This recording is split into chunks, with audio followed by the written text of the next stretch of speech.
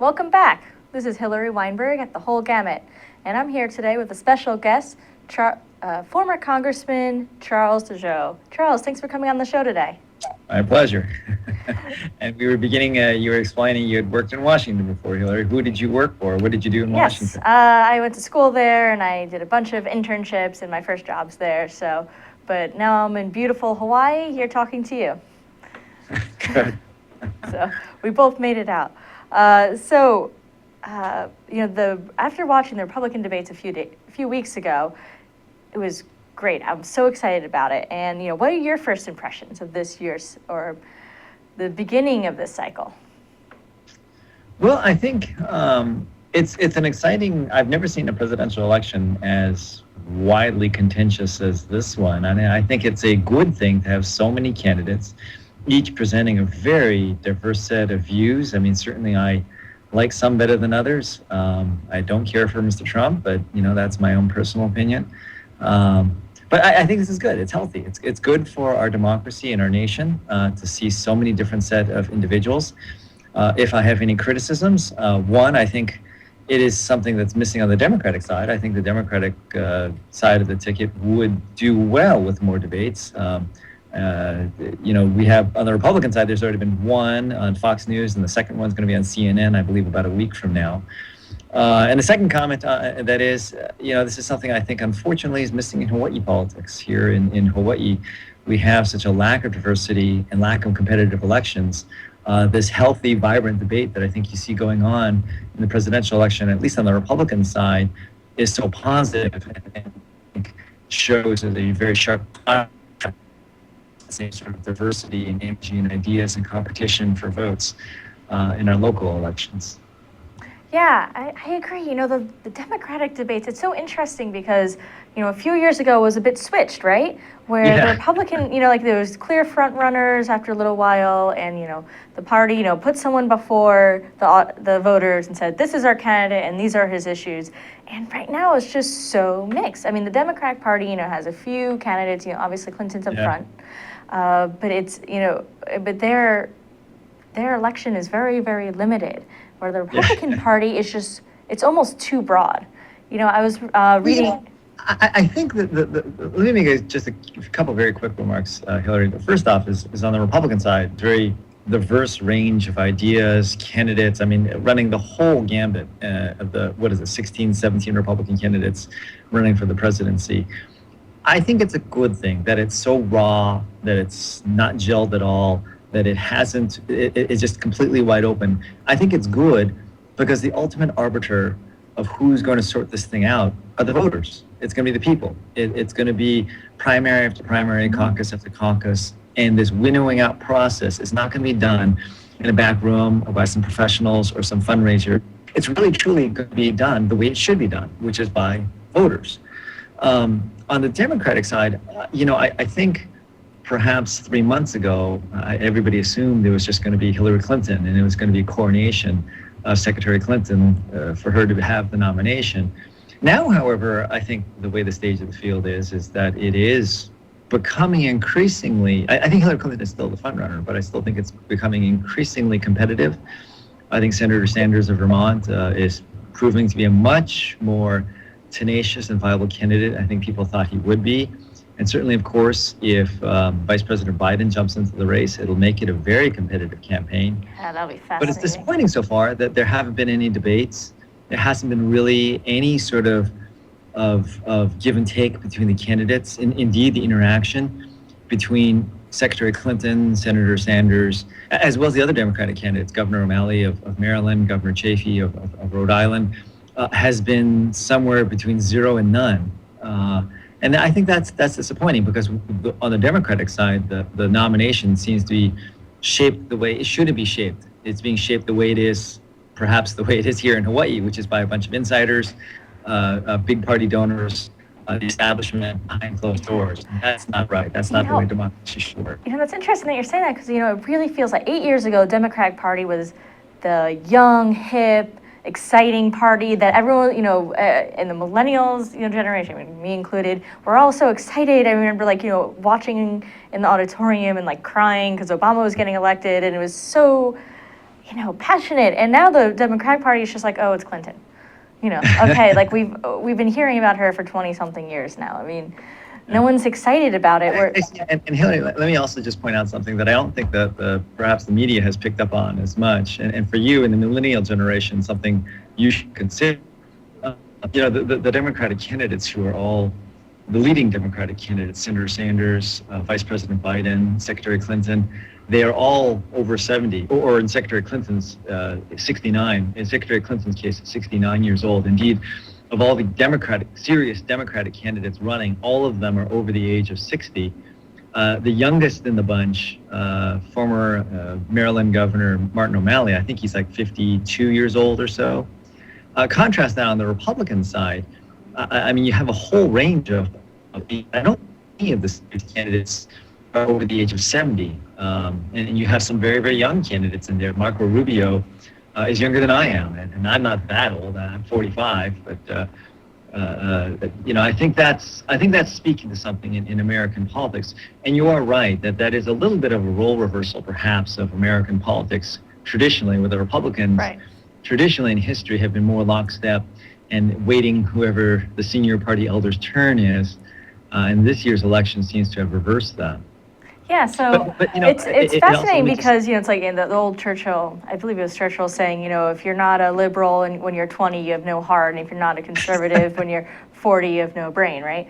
Yeah. But I mean, so it's interesting because the Democrats, like you're saying, everyone's over 70. They're not saying anything really new. I mean, the Obama administration has been a little bit of a disappointment for millennials. Basically, people are saying we still can't get jobs, we still can't buy houses, we're still stuck in debt, and we're still in all these wars overseas. Whereas I think the Republican thing is a lot of the Republican candidates just don't. There's just a lot of noise. I mean, can you cut through the noise a little bit and say what do you think the big issues are this election cycle? I have views in terms of what your issues are. I think one of the good things about the Republican ticket is that it is very, very fluid. I mean, there's a lot of different things, I think, moving throughout the election. I mean, certainly immigration and immigration reform, which for the record is something I support, is going to be, I think, a major issue. But I also believe the bigger issue is going to be how to turn around this economy. I mean, right now we're in 2015. We're 6 years after the trough of the recession. We really should have a booming economy right now, and we still are seeing anemic economic growth. There is very little job creation. The millennial generation is finding just a complete lack of jobs in our economy. And then, of course, I do think there are some major foreign policy issues, which I'm so far a little disappointed haven't gotten as much attention as I believe should. I mean, the instability going on in the Middle East, how the United States deals with the rise of China and China's faltering economy right now. And these are things I think are important and not getting as much discussion, but I think will as the presidential election further develops. Because I like that you touched on foreign policy because you're right. We just haven't been hearing about foreign policy, and as much as the Democratic side is limited, it is quite strong, stronger on foreign policy. I mean, you have a former Secretary of State. If Biden enters, you have a former Vice President. Maybe Sanders and Warren aren't as strong, but I mean, if Clinton's the front runner, I mean, she's going to in theory, she could blow foreign policy out of the water, whereas you have a lot of the Republican candidates that don't have so much international experience. So how do you think the Republican Party will handle that? I mean, obviously there's they could do the Bush, former President Bush of, I'll just surround myself by experts, but that wasn't necessarily a successful strategy. Well, I think the discussion on foreign policy is going to be centered on President Obama's record as commander-in-chief and how he's handled foreign policy. I think for the Republican candidates, and for that matter, the Democratic candidates, it's going to be, do you like what you see right now going on around the world? Do you think President Obama has shown the type of leadership deserving of the leader of the free world? I mean, whether or not you think when you see this rise of ISIS, growing instability in the Middle East, that how when we left Iraq, it was a stable country, but today is rapidly devolving into a chaotic state. We see, China increasingly assertive in the South China Sea. whether or not we believe that this is a good thing or not, and whether or not, for example,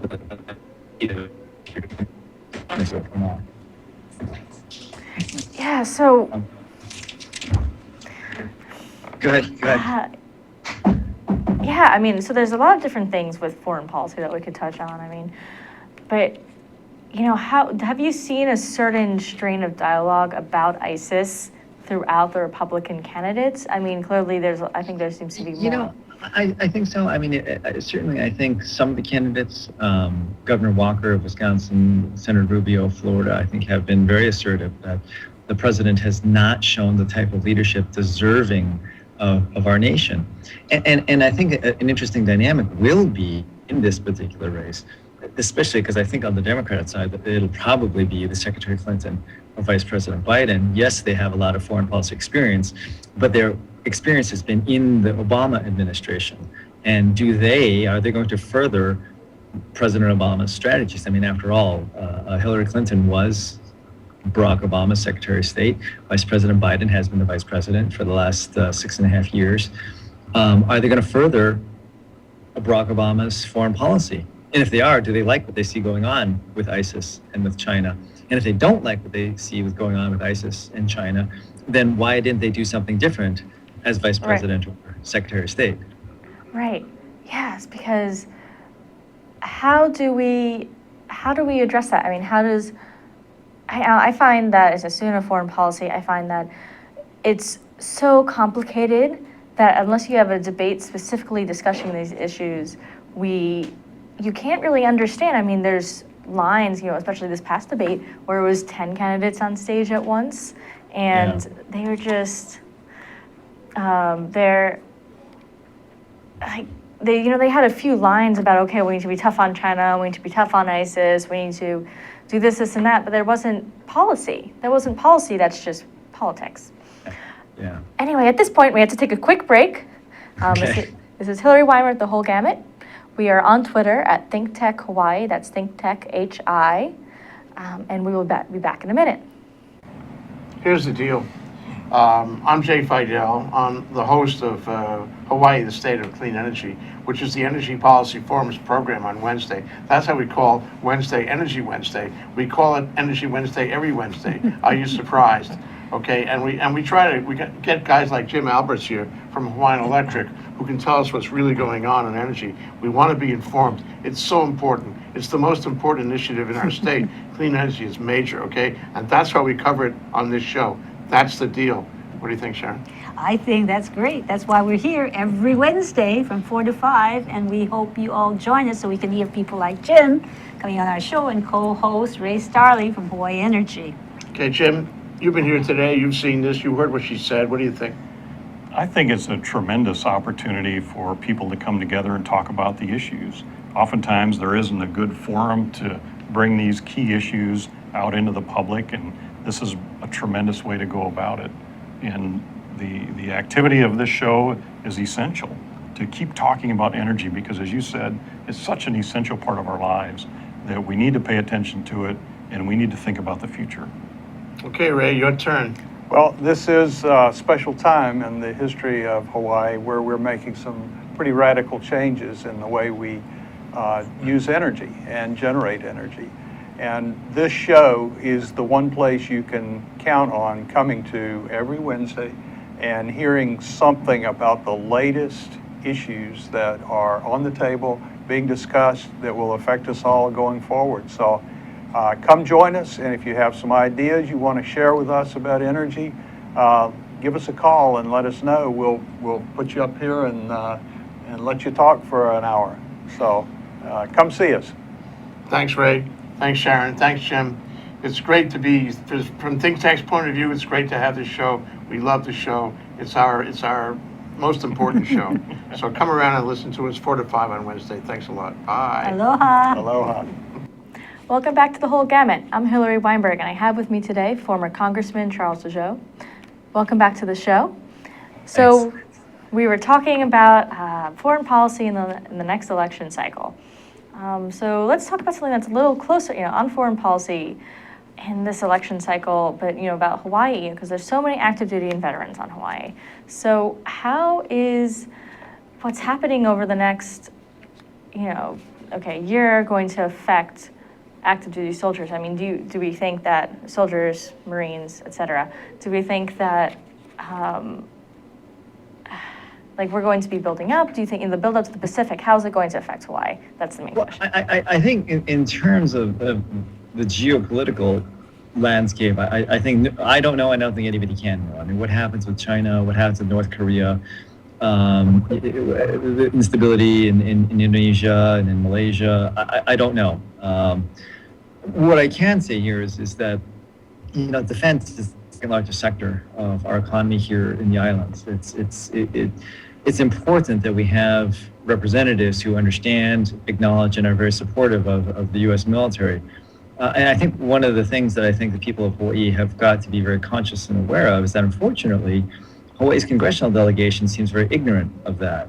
Indeed, Roll Call magazine recently ranked Hawaii's congressional delegation as the least influential congressional delegation of all the delegations in the United States of America. We ranked 50th out of the 50. And with that, and defense is such a huge sector of our economy, that's something that I think Hawaii voters and the people of our community have got to be conscious and aware of. And, Hillary, let me just raise this as for example, in a contrast. Hawaii recently, the United States Army announced that it was going to cut 1,100 positions here in Hawaii. And a lot of people, congressional delegations said, oh, well, thank heavens it wasn't even worse, and that's actually not that bad. Let me put this in perspective here. Losing 1,100 U.S. Army soldiers in the state of Hawaii is the equivalent of eliminating the entire Honolulu Fire Department, or the equivalent of eliminating the government of Kauai. That's going to and take very strong impact on Hawaii. Yeah, that's interesting because, where it's okay. We're always talking about this pivot to the Pacific. Where's the pivot to the Pacific? I mean, and we are the Pacific. We are we have Pacific Command here. We have a lot of our bases here. And, you would imagine that we'd be bringing more and more people here. And I imagine that has been the case. But the fact that they're cutting positions, I mean, that's not, right.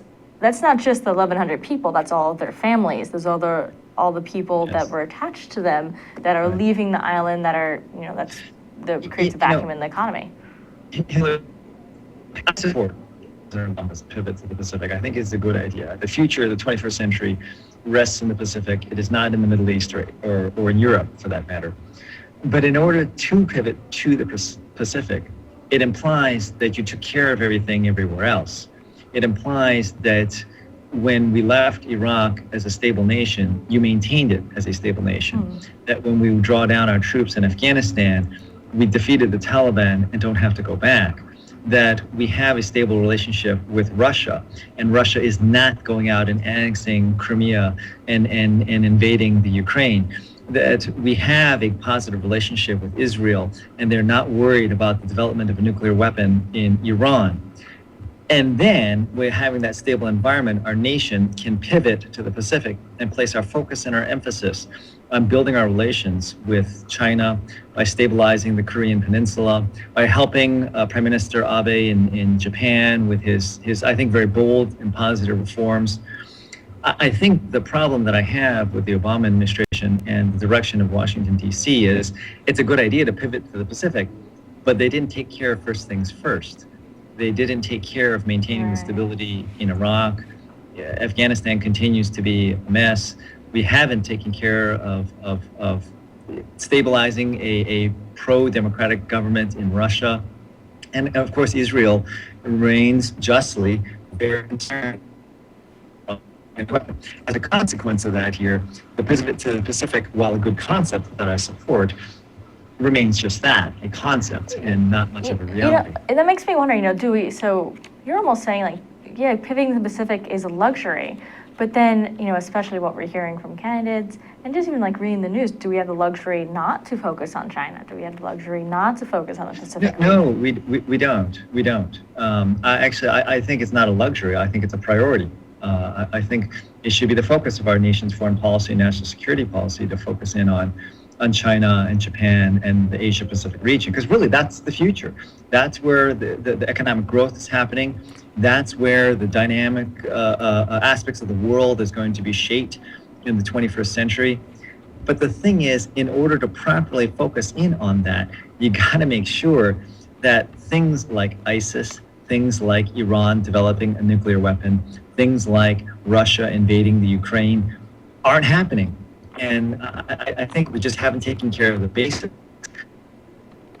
all Yeah. those other aspects here. And because we haven't, we are in Yeah, and there is a lot of rhetoric going on right now in this election cycle about how we need to focus back at home and look at what we're doing stateside and fix our own economy. But everything is so, and this is kind of, it's a cliche at this point. We're so interconnected that we don't have the possibility of doing that.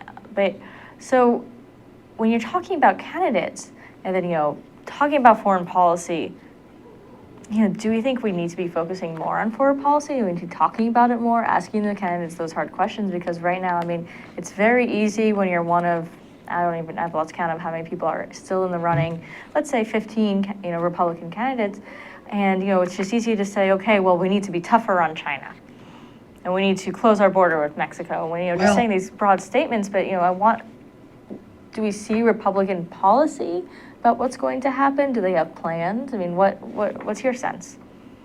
I do think we need to ask some more questions on foreign policy. I do think that our nation needs to hear from candidates who want to be the commander-in-chief what their priorities are going to be. I am happy over the fact that I do think there are some candidates who have laid out some very serious proposals and have advocated for these aspects.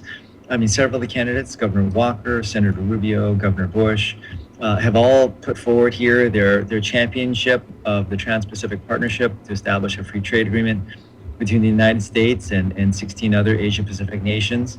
It is a forward-looking, positive policy that I'm very glad passed the United States Congress, passed with President Obama's support, and without, unfortunately, the Commission. I think that's unfortunate.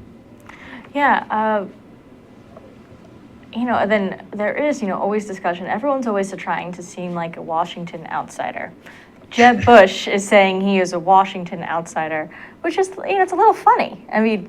Okay, he said the other day, I couldn't even drive around Washington. Well, yeah, because you're probably driven around limos every time you went to Washington. But why do we have this negative connotation about Washington insiders? And maybe if we're dealing with big issues in foreign policy, maybe we want an insider. Maybe we want someone who knows how to get things done and make things work. Well, Hillary, I think it's a frustration in our nation, justifiable frustration, that Washington doesn't get anything done. Mm-hmm. It is all about partisan bickering. It's all about how much Democrats hate Republicans and Republicans hate Democrats. And it's all about point scoring, and it's all about how you can make a quick soundbite on the 24/7 news cycle, and then about getting things done. And unfortunately, Americans have seen that that's all Washington is and what it's all about. I think that's wrong. When I ran for Congress, I said we got to change that culture. We got to change that style. This is absolutely unacceptable, and this is what's killing policy, not foreign policy, all of them. Yeah, And I think for a lot of Americans, they, I think, are looking to somebody outside of the Washington, outside of the Beltway framework. And, I'm not endorsing Governor Bush, but for example, Governor Bush, Governor Walker, they have never served in Washington. Governor Bush has been governor of Florida, Governor Walker being the governor of Wisconsin. They've never been in Congress. All their experience has been at state level of government. And I think the American people feel rightly that those people who have been inside in Washington, D.C., they're not doing it. And there's something wrong with politics in Washington, D.C. Yeah, there's so many ways we can go from this. But the first thing I think about is how, President Obama was, he had been senator maybe 1-2 terms, I can't remember right now, before he was president, and he has taken a very aloof prospect to, the machinations of Washington, and that's, a lot of people are saying that that's why things didn't get done. Well, I think Senator, now President Obama, President Obama had 4 years in the U.S. Senate before he became president. He actually had been only a U.S. Senator for 2 years before he announced he was running for the presidency of the United States.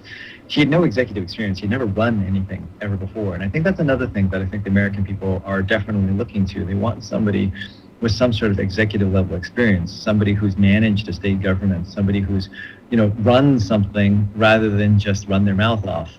And I think the frustration, so many Americans is all they see congressmen, senators do is run their mouths off. And as speaking as a former congressman myself, I don't necessarily disagree with that assessment. Yeah, okay. We're going to stop, take another quick break. This is Hillary Weinberg with The Whole Gamut. We'll be right back. Aloha, I'm Keli'i Akina, president of the Grassroots Institute and host on Ehana Kako, a weekly program on the ThinkTech Hawaii broadcast network. Ehana Kako means let's work together. Think of the sad alternative, let's not work together. Here in Hawaii, with all of our diversity and the richness of the people, it's important for us to come together around issues on the basis of what's right and what's good and what's going to serve the common good. And that's what we try to do at Ehana Kako. Every week, we interview movers and shakers, people in government, business, and other sectors of society to talk about how to create together a better government, economy, a better world here in Hawaii that can bless the rest of the world. I thank you for your attention to ThinkTech Hawaii, and we look forward to seeing you every Monday, 2 to 3 p.m. on the ThinkTech Hawaii Broadcast Network. We're Ehana Kako, and we wish you well. Aloha. Welcome back to The Whole Gamut. I'm Hillary Weinberg, here with former Congressman Charles Djou. So we're talking about the most recent presidential cycle, the election cycle. And we only have a few minutes left, and I really want to talk about this podcast I was listening to earlier, featuring a young Republican woman who recently wrote a book, The Selfie Vote, where millennials are leading America and how Republicans can keep up. And I think that's interesting because, as we were saying earlier in the discussion, that, the Republican Party is not traditionally a very young party. However, the Democratic Party is not firing up millennials either, right now. So how do you think the Republican Party can appeal to millennials in the next election cycle? Well, Hillary, I actually disagree a little bit with that assessment. Let me just go back with, the Democratic Party today is the party of the old. Unfortunately, you look at the leadership in Congress, you look at the candidates running, almost all of the Democratic candidates running for the presidency of the United States are 7 years old or older. Hillary Clinton is relatively one of the younger candidates running at age 69. You look at the leadership of the Democrats in Congress, they're all indeed Nancy Pelosi, who's the minority leader in the U.S. House, as well as Steny Hoyer, and Jim Clyburn, Chris Larson, all of them in the Democratic leadership, all over the age of 70. Whereas you look at the Republican leadership in Congress and in the U.S. House, with the exception of John Boehner, who I believe is in his early 60s, all the rest of the leadership is under the age of 50. And so you're asking, what do young people connect with? Do they connect better with those who are over the age of 70 or those who are under the age of 50? And I would say the Republican Party has been making a lot better inroads with the younger generation. Doubly so that under the Obama administration, the people who have suffered the brunt of this anemic economic recovery, the ones who are finding the fewest jobs, the ones who are finding the most difficult time to rent a house or rent a home or buy a house, have been the millennial generation. The ones who are getting gypped by Obama's economic policies are the millennials. Yeah, I agree with you on that. That it is, a lot of, people, millennials are, they still feel like the economy hasn't recovered and they're disappointed. However, there are a few things the Republican Party will have a hard time getting out from behind. One of which is social issues. There's a bunch of social issues out there that the Republican Party just doesn't seem like they're up to what people in the millennial generation do believe. Whether you're talking about gay marriage, maybe immigration, even foreign policy. Millennials are a lot more liberal than at least Mitt Romney's campaign was a few years ago. Do you think the Republican Party will lean more towards the center on some of those issues, or do you think they're going to be catering to the far right again? Yeah. Well, Hillary, let me take a few of those things here. First of all, I mean, let me take immigration and immigration reform. As a congressman, I supported comprehensive immigration reform. I still do. I think it's a good idea. The only president in recent history who really went out there, went to bat, and fought to enact comprehensive immigration reform was George W. Bush. President Obama has repeatedly said he supports it, but has done very little to actually effectuate any sort of comprehensive immigration reform. And I think that's unfortunate. Let me also add here in terms of where social issues go. I think the number one social issue program out there is a job. I think there's no better welfare program ever designed out there than a job.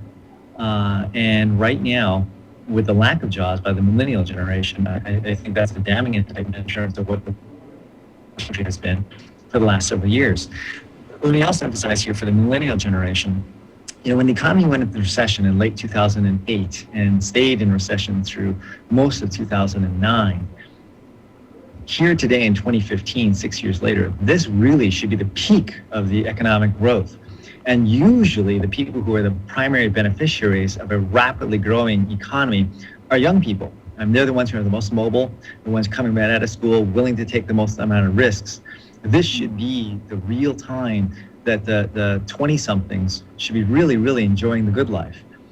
But the reality here is because of our, I think, misguided handling of economic policy over the last several years, 20-somethings, what they're finding is you graduate from college, you move back in with your parents, you have tens, if not hundreds of thousands of dollars of debt, very little job prospects, and your education is not being put to good use.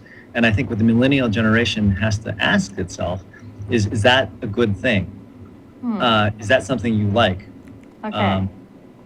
Is same-sex marriage? Yes, I agree. I think the Republican Party can be, maybe perhaps change its rhetoric a little bit on certain social issues. But I think if you're a millennial, are you willing to trade that for a job and living at home and an economic future? Because I really think the best amount of compassion people can show, and the government can show, is making sure you have a job and a future. Yeah. And that's unfortunately not happening right now.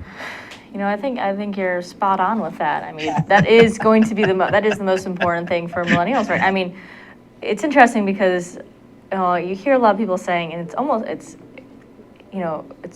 in some ways there's some things, and that's why Rand Paul has become popular among millennials. It's okay, well, we're very, very socially liberal, and then we're fiscally we just want a job.